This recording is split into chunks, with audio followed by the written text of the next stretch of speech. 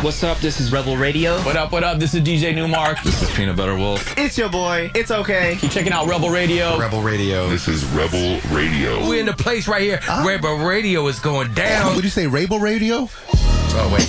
Let's do it again. Rebel Radio. What's up, Rebels? Welcome back to Rebel Radio, the weekly show where I bring you the rebels who are shaping our culture. I'm your host, Josh Levine. This week, my guest is LaRoyce Hawkins. You might know him as Officer Kevin Atwater on the hit NBC police drama Chicago PD.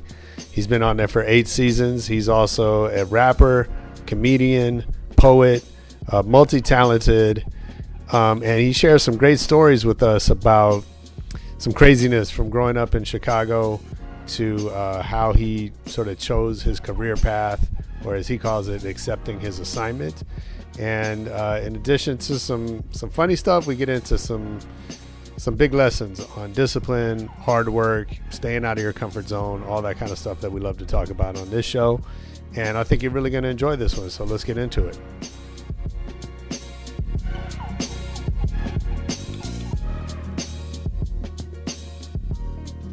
Well, thanks, man. I appreciate you making time.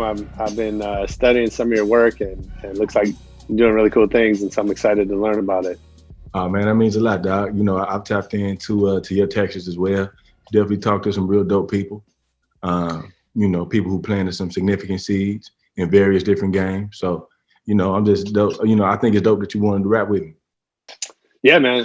Let's get into it. So I always like to start at the beginning. Do you remember the first record you ever bought for yourself? I do. First record I bought for myself was Prince Purple Rain on vinyl. Oh, man. My great grandfather passed, and I was able to get my hands on his record player. And it was, my great grandfather was a jazz musician. He was a pianist. So, like, I imagine with him being the musician he was, he knew powerful quality equipment when it came to those things. And so I just remember years after his life, that record player, until I gave it to my little brother, was like top notch. You know what I'm saying? Like the sound was so crispy, man. And I was like the only cat in college. You know, you go to my college dorm or my, you know, college apartment, I'm putting on vinyls later on that evening. You know what I'm saying? In a way that, you know, college kids my age weren't. But I remember Purple Rain being my first purchase.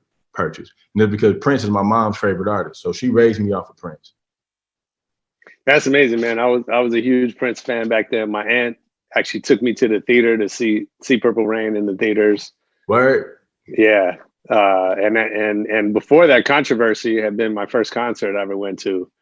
I was like 10 years old. My dad had friends that were a little bit older, and they dragged me along. So Purple Rain was your first concert? Controversy. Yeah. My first concert was honestly the Temptations review. Oh shit. So, you know, it's two different Temptations. It's like Otis Williams has his own, and Dennis Edwards has his own. And I went to the Dennis Edwards review. And it was powerful, man. Me and my little brother went. Our grandparents took us. Yeah, I mean, those experiences, they stay with you forever, right? Yeah, man. Yeah. For sure. That's cool. And then how about acting? Do you remember your first time? What was your first time on camera? I know you were doing like theater stuff growing up, right? Yeah, my first time on camera was my first film, the Express, about Ernie Davis, the first Black Heisman Trophy winner. Okay. And you know, I started in stand-up, and stand-up and poetry and music kind of, you know, as a young entertainer, I couldn't think of anything other than acting to study at Illinois State, which is my alma mater.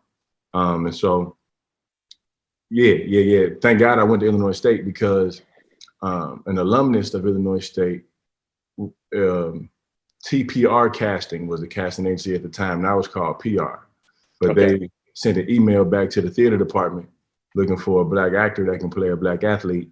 And at the time, I was pretty much the only one that could pull it off in the whole department. And I hadn't acted anything yet, but I was like one of the only Black guys there. So, you know, the theater department kind of just sent me on this audition, you know, and told me not to make them look bad. And I didn't know that it was going to be a major motion picture until I got there. Sure.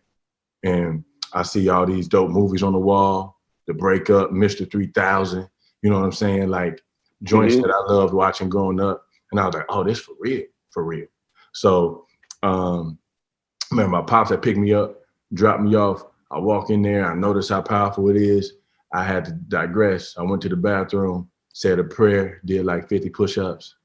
And I went in there and did my best, you know what I'm saying? And the rest is history. And I didn't end up being Ernie Davis, but that audition made me the Chicago favorite for Ernie Davis. And before I knew it, they kept on auditioning me for multiple roles in the film. And to make a long story longer, I ended up playing Art Baker. Okay. Art Baker, he was one of the 3 black guys on the team.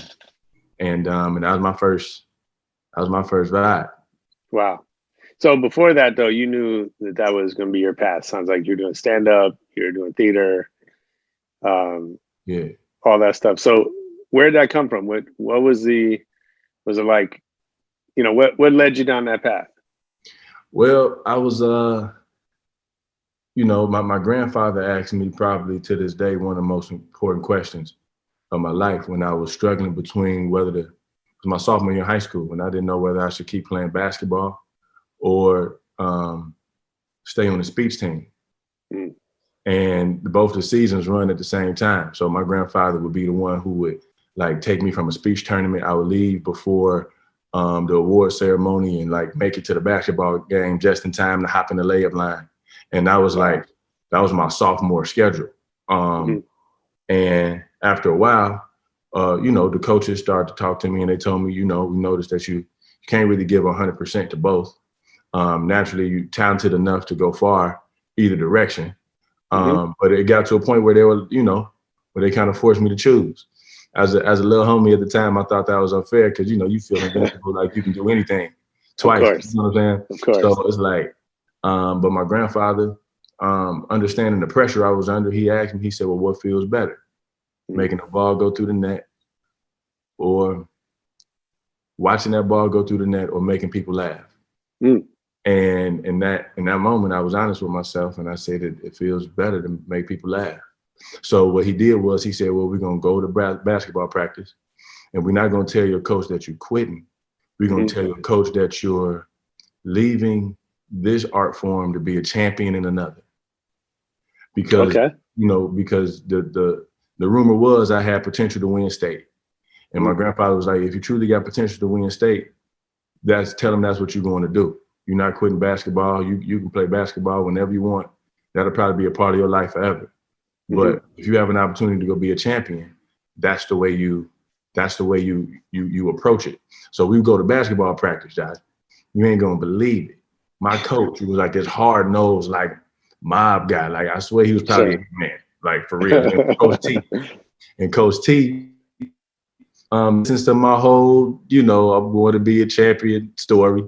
And, you know, naturally he had his feelings, you know, hard-nosed coaches, they had their feelings about thespians, you know what I'm saying? And so he was like, well, I want you to go tell your team what you're doing. He said, go tell your teammates what you're leaving the game for. And I was like, what you mean? He wanted me to perform, I guess, whatever it was that I did his speech for the players on the bleachers. So he said some down on the bleachers. And mind you, my teammates had never really seen me activate like that before. You know what I'm saying? I was the power forward. And, you know, for them to watch me popping in and out of different body postures and doing different voices. And I was singing and I was, you know what I'm saying? All the jokes were original. So I gave them, you know, it was this original comedy I had to show for them. And make a long story longer, they loved it. It was like at the end of that performance, they were like, bro, that's you.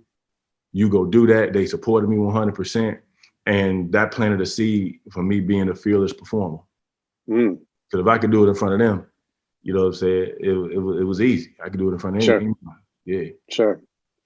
That's a great story. And, you know, it makes me think of like, I can imagine the feeling coming off that stage. I mean, I can imagine the fear walking up there. And then I can imagine the feeling afterwards. Yeah, man. I was terrified at first. Yeah. And by the time I was done, man, for them for them to rock with it the way that they did, it just gave me that confidence to go be a champion. And I didn't become a champion that year. That year I wouldn't make it out of regionals. But the next year, definitely won state in original comedy. Then I won again the year after that. Wow, that's cool.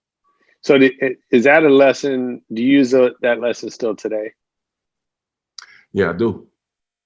You know what I'm saying? The takeaway from me was, was to trust yourself. You know, that was one of the first moments where I trusted myself more than the opinions, the popular opinion, you know, because it wasn't popular at all for me to stop playing basketball and for me to do something that different and unique. Because, you know, I'm from Harvey, Illinois, and that's a hood where, you know, part of my survival was basketball. Part of what made me or allowed me to be able to socialize, you know, on the streets outside of my home. I was very sheltered at home, and I went to a private Christian academy. So I didn't go to the other feeder schools that everybody else went to in my neighborhood. So I was a little sheltered from most people. The only reason I had friends going into high school they were the people who I played basketball with. You know what I'm saying? And so if it wasn't for basketball, you know, I wouldn't have had a connection, and I would have, you know, just been like, you know, a stranger to everybody. But basketball kept me cool. You know what I'm saying? It kept me safe in a lot of ways. You know what I'm saying? And that was the thing. So for me to stop doing that and to decide to do something completely different with my gift, something that, you know, wasn't honestly popular around the time when I started until I did it. You know, I made it something that I made it an avenue, you know, or an extra option for people who didn't know how to tap into that part of themselves. So as they watched me do it, and like I said, I was bringing home medals, you know, made it a thing. But then what was dope about it was that I was still in the athlete pool. So I was like the only person on the speech team that had like gym with all the athletes, all the football players, basketball players. So I still did PE with them. And so I was kind of like a speech jock a little bit,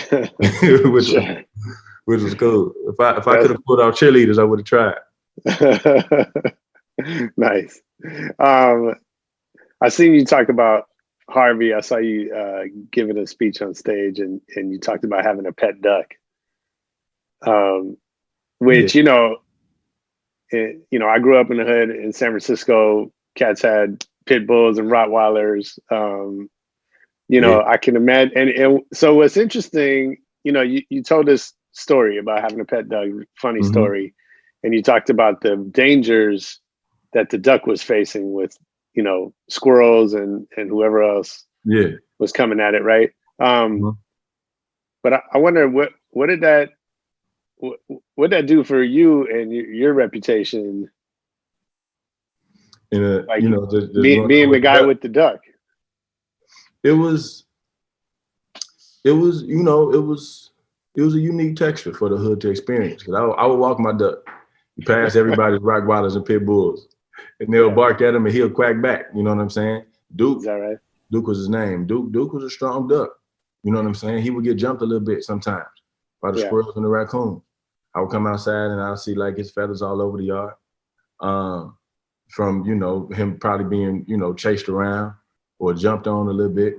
But he always stayed strong. He always stayed very loyal, you know, like loyal to the soil to me. Woke me up every morning at the same time for me to go to school. And was the first person at the gate every time I came back. You know what I'm saying? Like Duke was my dog. Duke was my dog. I kept him for a couple years until it just got too tight. You know what I'm saying? And my little brother didn't help me out because he was young enough to not understand that Duke was a domestic duck that didn't, you know, his wings were clipped, so he couldn't fly. Because my brother said, he was like, why don't you just fly away and just come back? So I caught my little brother trying to teach Duke how to fly a few times. Just throwing him up in the air, he'll be falling back on the ground, hitting the back of his neck. So by the time Duke started getting neck problems, plus the squirrels and the raccoons that was jumping on him, my pops found this pond outside of the hood that was like, you know, other ducks. And his theory was, whoever taking care of these ducks, take care of Duke. So the saddest day of my childhood was dropping Duke off at this pond I'm with all sure. the other ducks. And he just kept following me back to the car. Wank, wank, wank, wank, wank. I'm like, dude, man, you can't come back here with me, bro. You gotta stay here with the rest of the ducks. You know it's not sweet for you in the hood. Mm-hmm. And I just remember driving all the way back to the crib, crying like a baby. I cried so hard, my mama cried. My mama cried so hard, my pops was up there crying a little bit. It was a moment. Because I always wanted pets growing up, right? Like I always, you know, I wanted to feel that camaraderie that I saw. You know, some of my favorite TV characters had pets. You know what I'm saying? And so I was like, man, I want that. And I tried to force it with a lot of different animals, and it just never really worked out. But Duke, for whatever reason, stuck, and you know, kind of fulfilled that little pet pocket for me. Yeah, which is cool. Nice. Yeah, I can only imagine being the dude with the duck in the neighborhood. Yeah, man, it was pretty cool. But you know, like they kind of expected that from my crib a little bit. You know, my mama was she would ride a unicycle. Oh wow. Yeah, my mama had a unicycle, and you know, she was so cold on a unicycle, she could have me and my little brother in her arms. Wow. Like riding the unicycle up and down the block. You know what I mean? That's crazy. She was like, that special skill came in handy for a few times because they were like community hood theater. And it would always be a circus scene. And like my mama was one of the first performers I saw on the stage, just riding her unicycle in the circus scene because everybody knew she could ride a unicycle. You know? So those soft little special skills were always kind of radiating out of my crib somehow. It was cool. Yeah, I mean, I imagine that probably takes you a long way when you get into, you know, to a business and acting and performing where you got to be outside of your comfort zone, right? Oh yeah, for sure. And so I'm sure the duck and the unicycle probably help.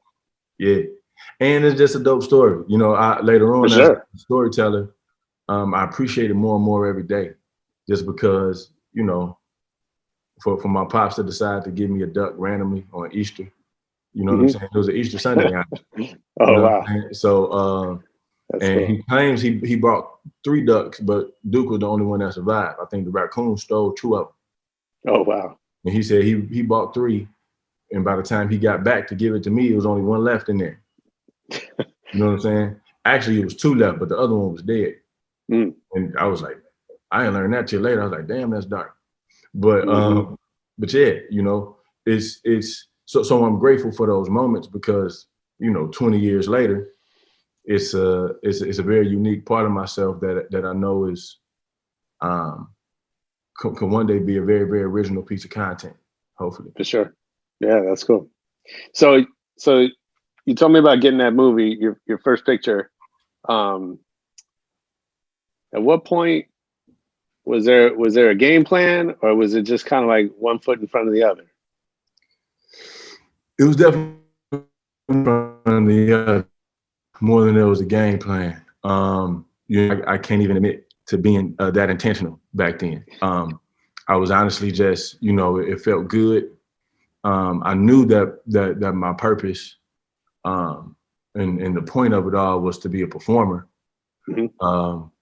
But, you know, I would have been happy acting, even if I just would have been doing, you know, senior citizen theater, performing a Glass Menagerie. You know what I'm saying? Sure. Every Friday night. You know what I mean? Like, though performing is what, you know, it satiates the vibe for me. You know what I mean? That's what it is. So whether it's comedy, whether it's music, poetry, like as long as I can activate, as long as I can create a soft crowd, you know, as long as there's a mic or not, I'm gonna be in a good place. It wasn't until more recently, probably about 4 or 5 years ago, when I got when my son was born. My son, he'll be 4 next week. Oh, nice. Yeah, Roman John. And so it was around the time when Roman John was born, where I realized like, oh, it might actually be my assignment. You know, like Chicago PD specifically. I learned was, you know, I think there's a very specific reason as to why, you know, the kid from Harvey gets booked right off the block you know what I'm saying, to be like the only local Chicago actor and the only brother on the show, to tell a story that's so imperative for the moment, you know, and through Atwater, I learned what my assignment was and what it had been for so long, you know, to protect the Black woman, to preserve Black boy joy, to uplift the image of the Black man through storytelling, you know. And so everything that I've done up until this point has honestly trained me and prepared me for the moments that I have when I go to work every day, you know, to add that balance. That's great. Yeah. So with that, now, you know, what's the game plan now? Yeah, the game plan now is just to keep telling those stories, to maintain the assignment, to do my best with it. You know, I think we've done a great job on Chicago PD at adding balance to what we understand cop TV to be. You know, I think we do our best to make it. You know, it's hard. It's hard not to lean in. You know, in certain spaces. How do you mean? But I mean, you know, there's this stigma against propaganda in storytelling that I think our show honestly does a good job of staying inside the lines with most of our just with most of how we storytell. You know, we commit to the truth and the truth only. And I think Atwater is a big part of that balance. You know, I think his story and how I approach the character and how the writers and I are able to, you know, just squeeze out authenticity is what keeps this show on the right side of history, which is what makes this show as important as it is. And so my goal is to keep on doing things like that. You know, it'll be very hard for me to walk away from this role whenever the wheels roll off and not be able to be as tapped in, thoroughly immersed. You know, I've been playing Atwater for so long. At this point, we damn near the same dude. Like we make some of the same, like we truly make the same mistakes. Like LaRoyce Hawkins had to get a new phone because Atwater left it in his pants. You know what I'm saying? like stuff like that happens. You know what I'm saying? And and so, you know, it's going to be hard for me to say yes to a character or to a role that won't allow me to do the same thing. So talk about that a little bit. I mean, first of all, I think it's 8 seasons that you're in this role, right? You know, I always think sustaining is so hard. You know, my favorite musicians, it's really hard to see them, you know, do it at the same level year after year. Yeah. The great TV shows, movies, etc. Right? Like, you know, we're lucky enough to be blessed to be able to do it once, and to be able to, you know, continue it year after year is amazing. Yeah. So how do you do that? How do you keep it fresh for yourself?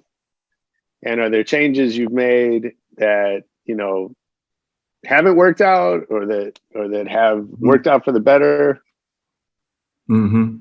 Yeah, for me, it's the commitment not only to the truth, like we brought up earlier, but the commitment to growth. Okay. I realized not that long ago that I would really put too much pressure on myself and add unnecessary anxiety if I worried about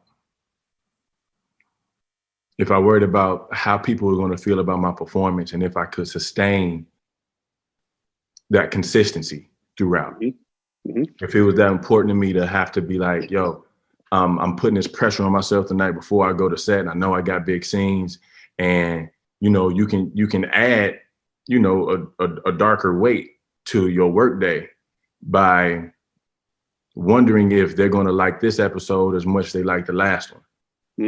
You know, so I really try to stay away from that, and I just commit to growth.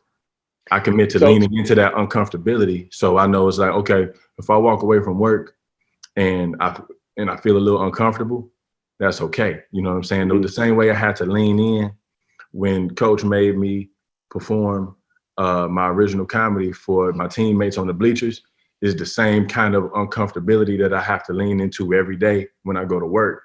And if I feel like I leaned in and it came out okay, then I'm good for the day. And I have to trust that whatever I did in that performance was good enough. But I just look for the uncomfortability and try to make it comfortable for myself. So is there something you do to check yourself, or is there, you had talked about your grandfather. Is there somebody you lean on, or is there, do you have a tactic, a tool that you use?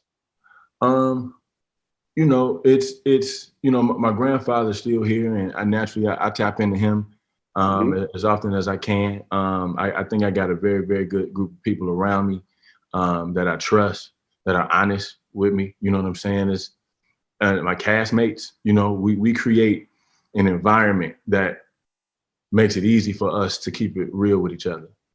And I think that's important.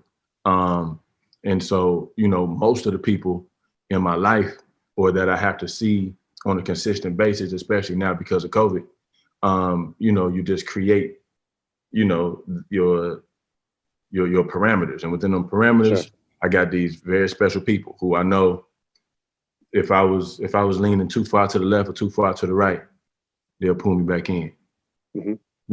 So yeah, it could be anybody, like from my grandfather to Eriq La Salle. Eriq La Salle told me something very, very, very, very important before the 8th season started, because I gave Eriq La Salle a call like a few days before we were supposed to report to set. And I was very vocal with him about how important it was for me to be something like on the front line of how we told stories in the midst of this pandemic, especially with all the social injustice going on and the social unrest. And, he listened to me pontificate about all the things that I wanted to do. And at the end of it all, kept it 100 with me. And he said, well, I hear you talking, but you can't be an agent of change if you're not a man of consistency. And so he had to keep it real with me about the small things that I had to tighten up to be as consistent and effective as possible to do everything that I wanted. You know what I'm saying? And that's one of the things that he was always good at asking us: how much does it cost? What does it cost you? If this is what you want, what is it going to cost you? And based off what I wanted, it cost me a lot of early mornings, a lot of late nights. It cost me having to make sure I couldn't sleep in my bed for the entire first half of the season because my bed damn near too comfortable. I knew I wasn't gonna be able to get out. And so, I had this, so I slept on the couch.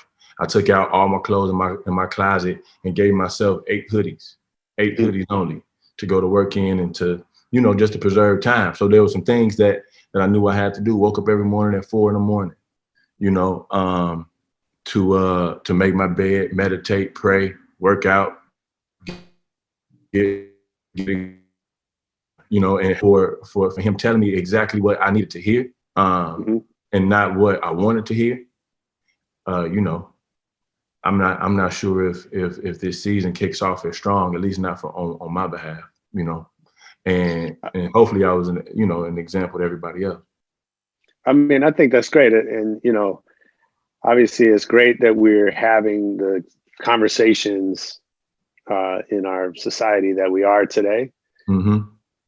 But also, I see a lot of people wanting to bend the world to their will and their point of view, and not understanding the sacrifices that they have to make at the same time.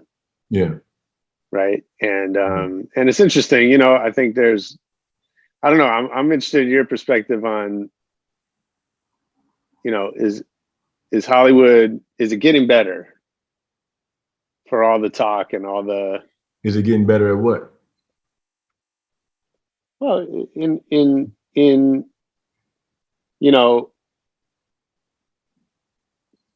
Hollywood or entertainment by nature is political, right? Because it reflects where society is at in any given moment. And from the invention of TV, right, we've been processing social issues. I remember as a little kid watching Archie Bunker, right? And like social issues are happening in real time in people's living rooms that were going on out in the real world. And that's never changed. And I think it never should change. And music's the same thing, right? It's a vehicle for social change. And I think, we're in this moment where social justice is at the forefront of everybody's mind, regardless of where people stand on it, right? It's on everybody's minds right now. And so, is it getting better? I think we're demanding, or we're looking for change in racial equality, specifically in gender equality, in just more inclusiveness. And, and that's just, I guess what I'm wondering, like, is it just chatter, or do you see real change happening? I honestly feel like it's I think it's this very interesting tug of war that, between, and let's just call one side darkness and one side light, right? In the Hollywood game, I think there's this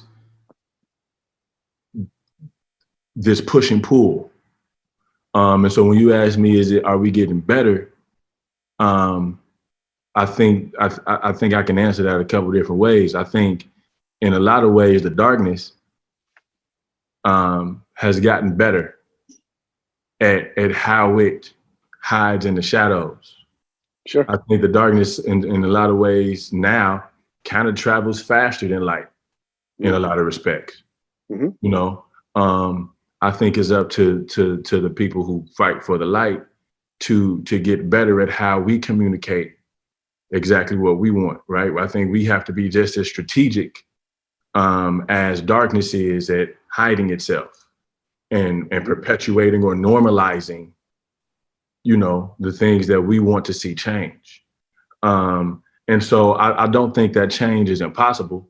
I honestly do feel like, if I can quote Sam Cooke, a change is gonna come, but that's my optimism in the light getting a lot better at and stronger in how we demand change.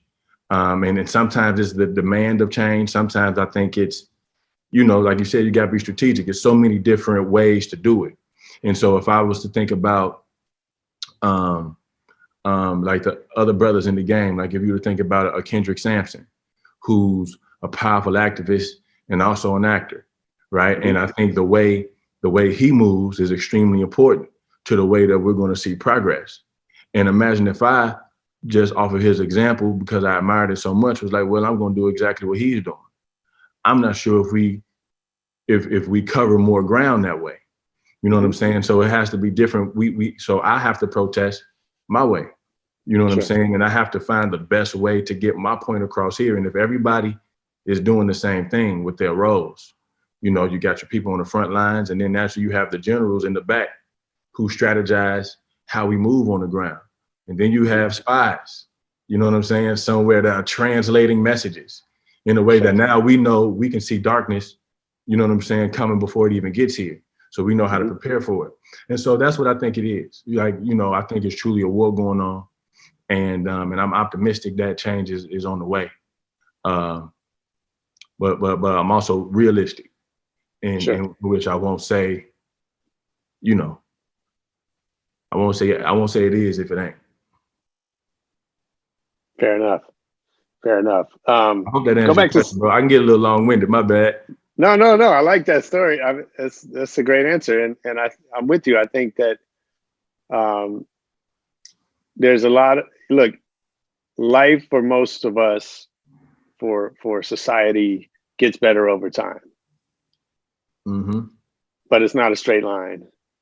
And as you said, I like that line that, the darkness is getting smarter, right? And I think, particularly in this era of social media and of, just information overload, that it's easy to feel like things are changing when maybe they're not. Right. And so no, I appreciate you. What's that? I say, because we have been tricked before. Yeah, for sure. In more ways. Sure. Than one. and whenever, whenever there's movements for change, exactly, the stronger the movement, the stronger the resistance. Right. And so people have to have the will and the stamina to push through that. Push through. So I want to go back to something you said a little bit earlier. Being on a hit show for 8 years, let's assume it's not going to last forever. So when is the right time to think about what's the next move? I think, I think that's something that you, like, I listen to some of my favorite basketball players, right? I mean, it starts with Mike, but then when you listen to Kobe say it, and when you listen to even LeBron say it, who's still very much passionate about the game, we can tell. But he also knows that one day he's just going to know, whether it's his body that tells him, or whether it's his mind or his spirit, or all of the above. Something's going to let him know it's time.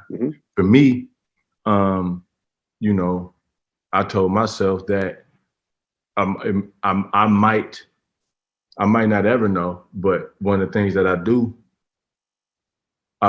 if I have an assignment, and if that assignment is real, then I'm here for as long as that assignment has to be carried out, and for as long as I feel like I can do it. And so, I don't foresee myself getting any resistance. You know what I'm saying? As I try to fulfill my assignment, I just see myself getting it done. So it's either going to be whenever it gets done, or whenever I feel like I can't do it anymore. Okay. But something to tell me, mind, body, or spirit. Okay. Let's talk about music. Okay. I know you sound like you've always been making music. And I found something, you got to school me a little bit, because I found the Be Powerful music, which I see your name attached to. Yeah. So tell me about that. Well, Be Powerful music is essentially the way I like making music is, I'm a storyteller, and I think that's making music is storytelling. It's another element, right? Or it's a version of it. And I like to tell stories and then enhance the story by this is what it sounds like. So right now the way I make music is it's attached to an idea or a concept of something bigger. That could be a joke, it could be a poem, it could be a whole story, it could be a concept for a movie, or a play, So Be Powerful music, right now, as you look at our catalog, all of that music can be placed or attached to a concept or another creative idea that Be Powerful is essentially working on as well. You know what I'm saying? Okay. But I knew music. I didn't know. You just never know how, your gifts are going to grow for you. But when I first interested in music, it came as I'm just going to tell you, Josh, I had a Ray Charles tribute band. Okay. In high school. I saw Ray, which is to this day one of my favorite movies still. Jamie Foxx is, is something like an idol of mine. You know what I mean? And just because, he represents a brother with a deep duffel's worth of gifts in a bag, you know what I'm saying? And it's like the way he pulls them out, I've always admired. And so when he did Ray, I picked up the impression, honestly, from my original comedy in high school, that Ray was part of the reasons why I won state. You know what I'm saying? The first time I did. And from there, the idea grew. My little brother is a self-taught musician. So he taught himself how to play piano, saxophone, and drums. And in one set, my little brother would play all of those instruments. But one day, me and him were just playing around, and he was playing What I Say. And my history teacher heard me and him just kind of messing around. And I'm doing Ray, he's playing the keys. And my history teacher got this idea, was like, y'all should do that. Like that, y'all, you might as well just be a band. Mm-hmm. And so all my homies in high school, my high school girlfriend, she was a singer, and her friends, they ended up being the Raylettes. And I got all my guys that were in the band to be the musicians. And before I knew it, we were gigging. And my history teacher was like our manager, right? That he would get us the gigs, and we were performing in bars that we were too young to be in, and doing all these festivals. I never forget, we raised like over $25,000 for Hurricane Katrina relief, doing this joint concert with a mock Beatles band called the Liverpool Legends. Nice. And so, you know, like, so those early roots of just taking music and recreating it, you know, like I took those classic sounds and those very mature textures, and, you know, stayed true to them and kept the integrity, but also tried to find a way to, like, you know, make them new school. And how do we attach a contemporary energy to it? And so that was just early training for me with the music. And I've always every stage of my life, I've always had a musician. I was just one of my best friends, or a very, very close partner. And that makes it easy too. Sure. Yeah. So is there, so let me think of how to ask it. So you don't have your name all over the music projects? Why not necessarily? Because, well, you know, there's a part of me that I think it's important for me not to, you know, I respect it all so much that it is not that important for it to feel like that. Okay. You know, I think that modest approach kind of, you know, allows all the gifts to kind of permeate evenly. Because I don't want to, you know, I don't want to be the actor that, you know, that wants to be a rapper, you know, or the comedian that wants to be a poet, you know. So it's like there's a part of me that just they all come from the same place, you know, and I try not to make one outshine the other. And plus, it was important for me to, you know, to highlight my little brother, who's my main producer, my homie Jeff Gibbs, who's a saxophonist who produces with my brother, and really make it feel like more of their lane. Okay. And I'm someone that, you know, naturally supports it with the way I, you know, write and executive produce, so to speak. You know what I'm saying? So yeah. Is there somebody whose career you see as a model for your own? Yeah. First, I would have to say Jamie Foxx first. Like I said, it's because I feel like we do so many of the same things. You know, it's really from him. Like I modeled my comedy style after him. You know, even the impressions was a big part of my game early on. I don't do impressions now, but I still know how to tap into that, you know, if I had to. Sure. So definitely Jamie Foxx. Another one I would say Will Smith.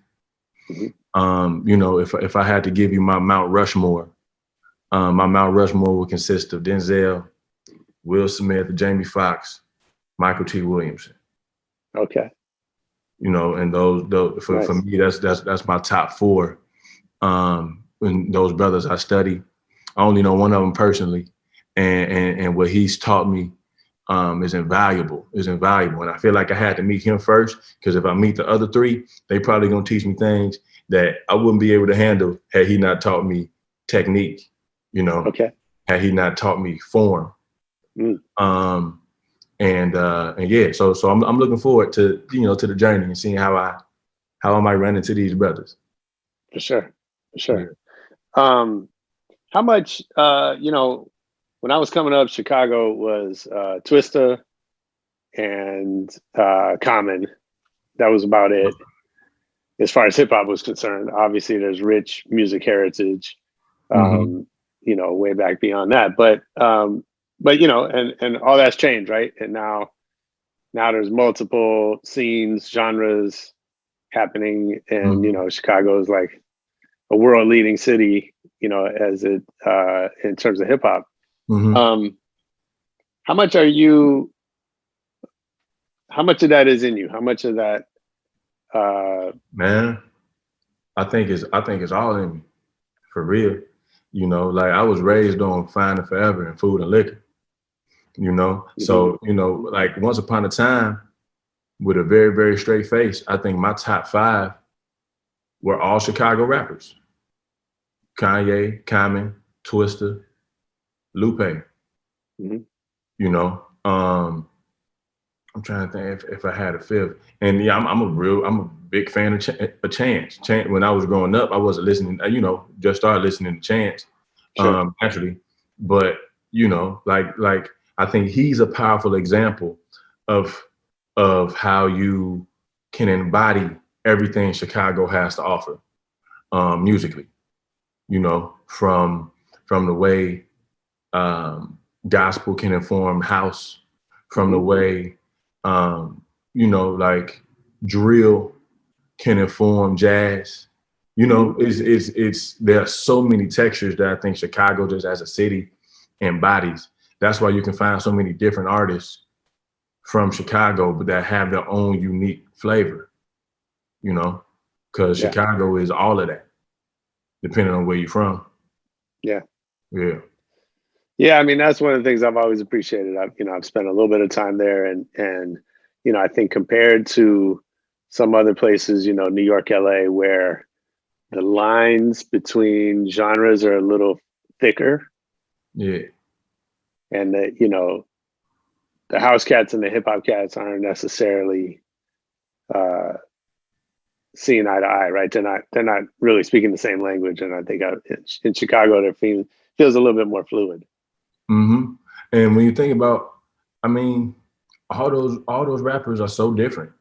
From Kanye to Twista to Common to Lupe. Yeah. Like only in Chicago can you get rappers from the same city that sound like they don't even know each other. Just because we offer so many different textures, man. And that's what I love about it. And when I think about the music, we make on my end, I do my best to represent that and to reflect that, especially lyrically. In my humble opinion, Chicago has probably, Hove naturally holds down New York. And if you to go West Coast, posthumously, I would have to appreciate Nipsey when I'm thinking about like lyrics that tell stories that inspire change. You know what I'm saying? That dig deeper than surface level, but pull you up and grow with you. And so that's why the Lupes and the Commons and the Kanyes, Chance, like that's what they all have in common. Like, so even though they're all very, very different, when you think about content, even Twista, when you think about the content, it's something that can grow you if you allow it to. And that's the same thing I try to do with the content I create. Nice, man. Well, I'm excited to see what comes up next. I know you're gonna do some amazing things for us. So I got to do a little lightning round before I let you go. I copy that. All right, what's your favorite city to travel to? Brooklyn. Who's your favorite DJ? Oh, man, I'm gonna have to give that, just because I was there off experience. I'm gonna have to get that to Questlove. Oh, dope. I've been in the Questlove set, and it was crazy. Yeah, he puts on an amazing show. Yeah, for sure. What's the last great book you read or listened to?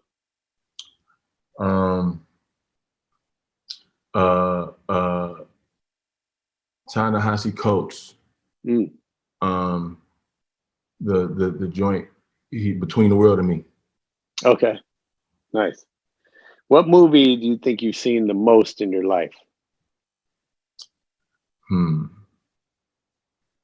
Probably The Wiz. That's great. Because I can quote that. Yeah, it's a fun movie. Yeah. For sure. Okay, you talked about your Mount Rushmore. Who has taught you the most that you haven't met?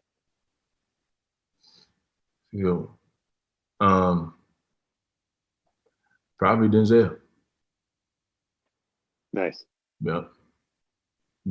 I was, man, like John Q came on yesterday, and I couldn't stop watching it so much. And when you learn more about acting, like as you grow in acting, and when you start to see things, I'm like, oh, I see exactly what he's doing. Or I wonder how he did that.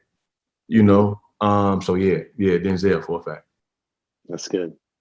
Last one. If I worked for you, what's something I would hear you say over and over? It's a war going on. You hear me say that? Yeah. It's a war going on for a fact. And you can call it versus light and darkness. You can say it's between the vices and the vibes. You know what I'm saying? However you wanna play it, whatever works for you. But yeah, whoever you fight for, I hope they win. I like that. Yeah. That's good. We need that reminder sometimes. For real. Nice. LaRoyce, thanks for doing this, man. I really appreciate you making time and sharing great stories with us. Man, it means a lot to me, Josh. Thanks Absolutely. so much, bro. Yeah, for sure. We'll be watching. Yeah, that was LaRoyce Hawkins on Rebel Radio.